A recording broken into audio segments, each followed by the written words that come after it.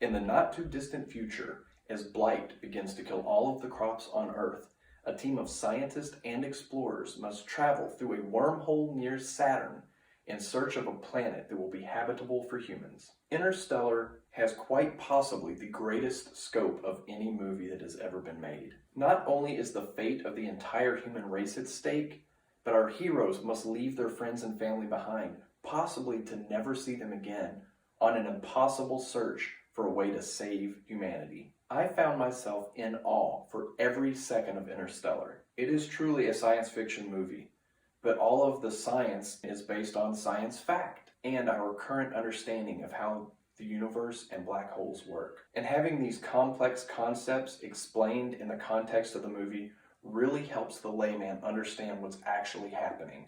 We begin to understand things like time and time dilation, wormholes and black holes, and just the scale and scope of how big the universe actually is. Interstellar is filled with a lot of thought-provoking philosophical experiments, and it's full of wonder and hope, but also a lot of despair. And for the first time in his distinguished career, Christopher Nolan has been able to pin down that emotional element that has been missing from so many of his earlier movies. This is another movie that I saw before I had kids and loved it, but watching it again after having a kid and seeing how hard of a decision it was for Matthew McConaughey's character to leave his son and his daughter to try to save the world, it just really drives home the point to me that if the fate of the world were in my hands, we would all die. Now there's a scene about midway through Interstellar where we find Matthew McConaughey and the rest of the crew traveling to a planet that is completely filled with water.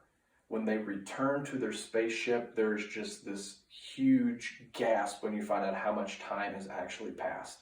And for the next several minutes, you see the cast and crew watching videos of their loved ones who are millions of miles away, and watching them grow up right before their eyes is one of, if not the best scene of the entire 2010s decade.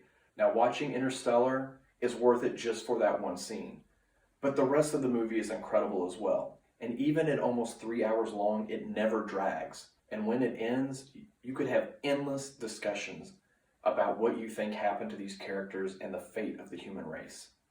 It is truly one of the best science fiction films ever made. Black holes, complex formulas, disassembling drones, dust storms, leaving Earth, needing a car wash, nightmare-inducing walls of water.